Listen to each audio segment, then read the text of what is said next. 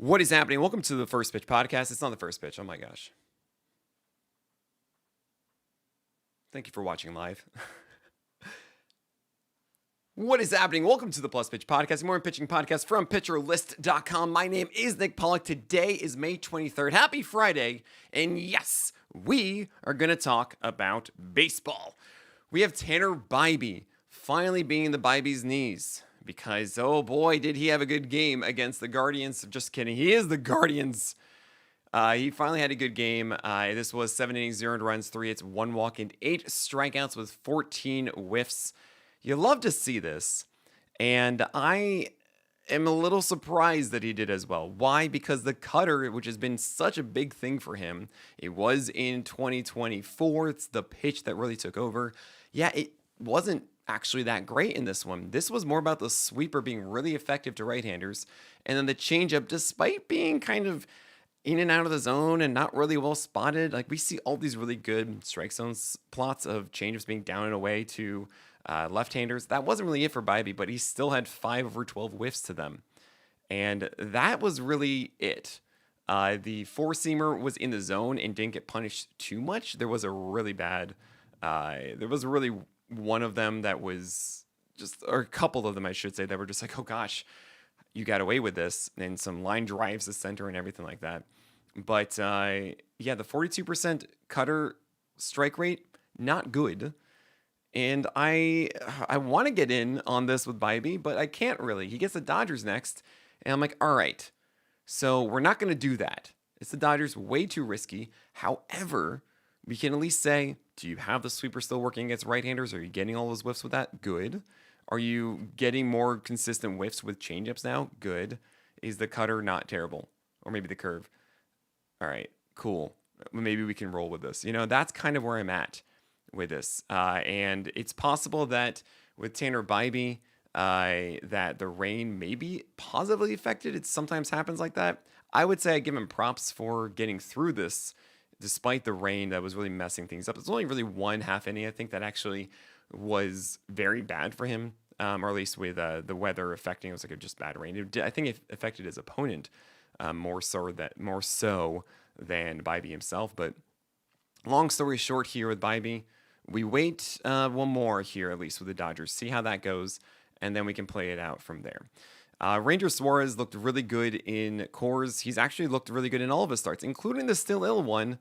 He showcased the skills that we want to see from Ranger Suarez. I was very much in, despite the 6 earned run game, and he's been great since. This was 6.2 innings of 0 earned runs, 6 hits, 3 walks, and 6 Ks. All good there. It looks like Carlos Rodon is acting like an ace still. 6 innings, 0 earned runs, 2 hits, 2 walks, and 8 strikeouts. 16 whiffs for a gallows pull. Got the win against the Rangers, against Eovaldi on the other side, who went 1 earned run in 6 innings. He is going to ace, even when the cutter wasn't very good. For the Rodon, what's so interesting about this is that the changeup was there at times, but then it wasn't always. It was really just four-seamer and slider. But the fact that it's there is an important thing. You know, Saris talks about all the time of even if you have a mediocre third pitch, it's better having that than no third pitch at all. And this was a blast to do with Randy Wilkins, the director of ESPN's The Captain. That Derek Jeter miniseries is phenomenal. And also a podcast host of Views from 314, the Yankees podcast with athletics beat writer Chris Kirshner. So it was awesome to watch this for 2.5 hours live on playback. And this is the kind of stuff that we do at our playback channel. So if you're not following us to watch live baseball, you should. We are also giving away MLB.TV subscriptions for free. That's right. People who are watching right now don't even know this. After I end this podcast, I'm going to be giving away 5 MLB.TV codes, and I'll be doing so throughout the week next week, Monday, Tuesday, Wednesday, and Thursday. So definitely tune in 10 a.m. to 12 p.m. for your chance to win a MLB.TV subscription for the year. I can't wait to be able to do that. That will also allow you who are watching it playback.tv but can't see the video that you can actually do it now. So thank you all so much for being supporters of us on Playback. German Marquez against the Phillies in Coors got a gold star because he won. Not just won, actually got the loss, funny enough. but he had a very good start. It was 7 innings, 1 run, 4 innings, 4 hits, 2 walks, and 5 strikeouts. Got the King Cole at only 34% CSW. Welcome to Thursday. And yeah, it's very obviously a birthday party. 13 whiffs on 34 curveballs and 0 for 45 whiffs on everything else he threw. Just kind of funny. But yeah, this is just a birthday party. We know this for German Marquez. It means it's going to be one good day in the year. It's kind of funny he had a birthday party on my birthday. It's cool. Luis Severino against the Angels. 6 innings, 200 runs, 7 hits, 0 walks, and 5 strikeouts against the Angels. Hey, that's pretty awesome. What I love is the cutter to right-handers. He faced a lot of right-handers yesterday, and he featured that cutter away a ton for 46% CSW. 92, 93 mile per hour velocity on that cutter. I dig that. I think this is something that Severino has needed. That said, it's against righties, and he already has a sweeper that is generally effective against righties. So when he faces a lefty-heavy lineup, I'm going to be really curious to see if that cutter turns into the main weapon that he uses. So next start, it's the Astros, which are not, and it's right-handers again, and he has all the tools for right-handers, so that should be okay. I'm fine with that in a 12-teamer. But yeah, I'm really curious to see if Severino is able to take down lefties now with that better feel for the cutter. Lance McCullers Jr., speaking of the Astros, went 4.1 innings of 200 runs, 5 hits, 3 walks, and 8 strikeouts. So he didn't go the full 5, which is really annoying. 91 pitches to go there as he continues to be inefficient. That's always been the story of Lance McCullers' inefficiency, but he really hasn't been at the mark of at least going 5 innings as he used to.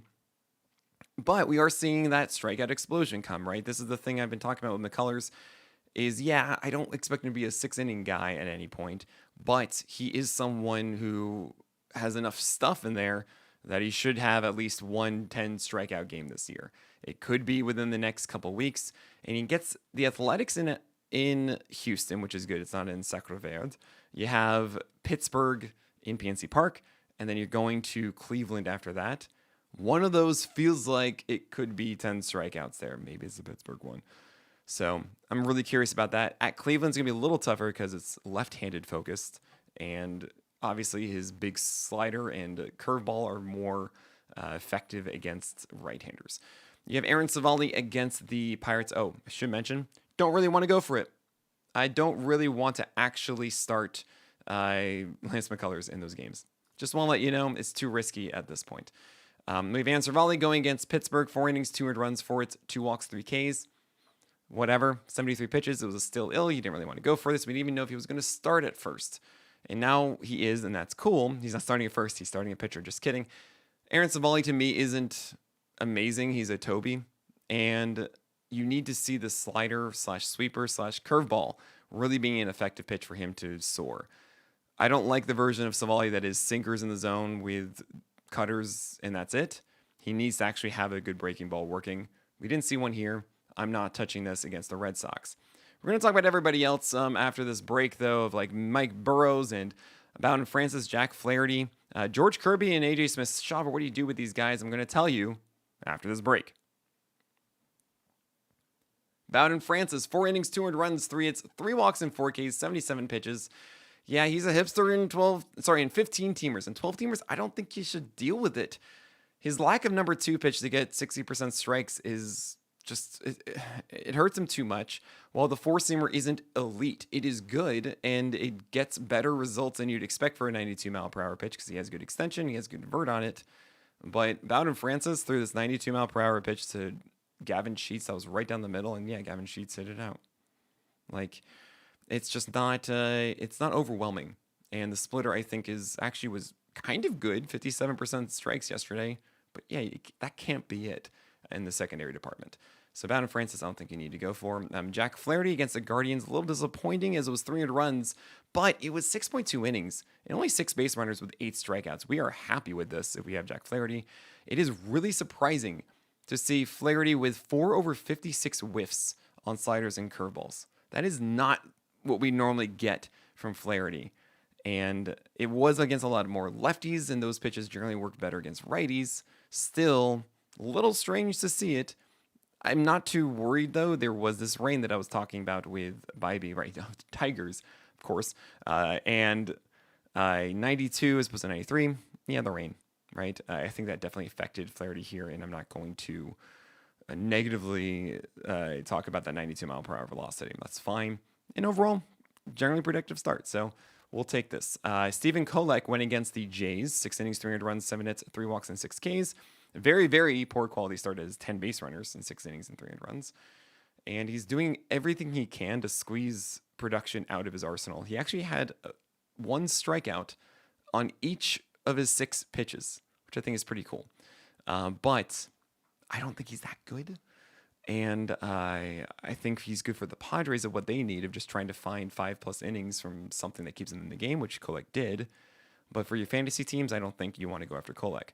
Tyler Anderson had a terrible game, 6 walks, 4.2 innings. That's all I really need to say here, right? It was just a bad day. He has a bad day. And now he gets the Yankees and then Fenway, and then he has to go host the Mariners, not in Seattle. So you don't want that. Never Trevor. If you're confused about why I keep saying that, I linked to something inside of the article talking about it last night on Twitter. And I really appreciate everybody who understands this fully. So if you don't, go refer to that. But really, I can't express enough how much I appreciate this community for understanding how important it is for us to say and call out people who make others feel unwelcome for no good reason. So yeah, never Trevor there. AJ Smith-Shawver went 7 runs in 3 innings, 8 hits, 3 walks, and just 1 strikeout. How am I supposed to butter my bread with this?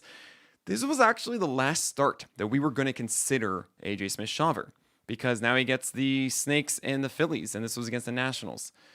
And maybe the Nationals are just really bad against lefties, and maybe it's not so much as righties, but AJ Smith-Shawver himself is not that great of a pitcher. He's been getting these really good matchups and throwing 4-seamers. I believe he actually got the Nationals last time, so there you go.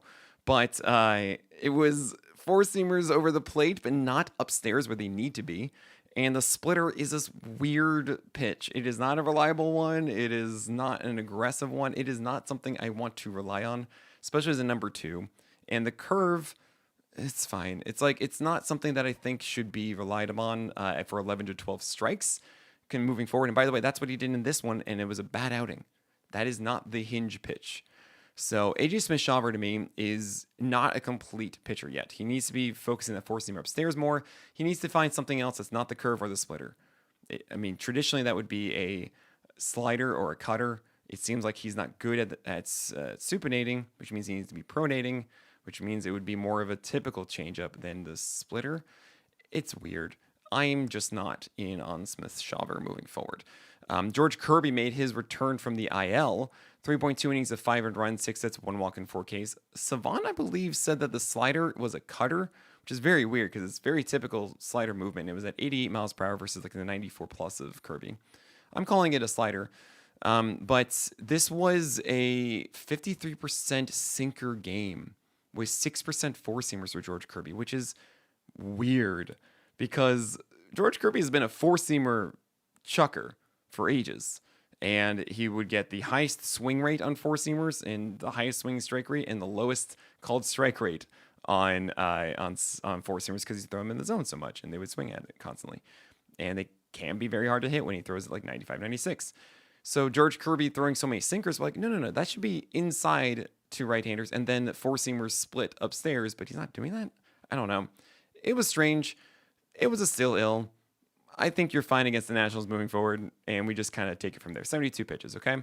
And the last one I do want to talk about is Mike Burrows, who made his MLB debut, as a starter. It's his second game ever. He had 1 game of 3.2 innings in relief last year for the Pirates. So they called him up here. We wanted to see Bubba Chandler. Chandler would have been ready for yesterday. But this was 5 innings of 4 runs, 4 hits, 2 walks, and 3 Ks. And watching this from Burrows, what I see is a 4-seamer that isn't really exceptional. It's like 94, has some vert, but it's a very steep angle. It's average extension. And I saw a changeup that is legit. 8 over 24 whiffs. He threw them against righties and lefties as a right-hander. So he had 3 of those 8 whiffs against right-handers, which is a very good sign. But the breaking stuff, 0 for 23 whiffs. And I think that's really the big issue because the 4-seamer at 94 with that vert is fine enough if you have that changeup underneath, right? You can really play that, but you need to have a better set of sliders and curveballs to match with it. So 83 on the slider, not quite what I want to see. And the curve underneath 80 is this big breaking ball, lots of drop, 77, 78. But we generally see two things about those. One, they are generally hard to get over the plate consistently. And two, we see low swing rates because it's just so much movement and they just go, you know what, I'm not going to go for this thing, which makes it really tough to have a ton of success with those huge, huge curveballs. So Mike Burrows to me is kind of a four-seamer changeup guy without a great four-seamer, and that isn't enough for me to chase him. So I'm not in on the Burrows train. I'm still just waiting for Bubba Chandler. That is it for today. Enjoy your weekends. Make sure you go and rate and review us on iTunes and Spotify. I was just talking to our podcast people today, and they're expressing the necessity and how important that is for us. So please consider doing that. Just even a rating goes a long way, and writing a review, it takes it even further. So please consider doing that if you haven't already on this podcast, or really the main one, the Pitcherless Fantasy Baseball podcast that will go so far for us. All right, that is it. My name is Nick Pollack, and may your BABIPs be low and your strikeouts high.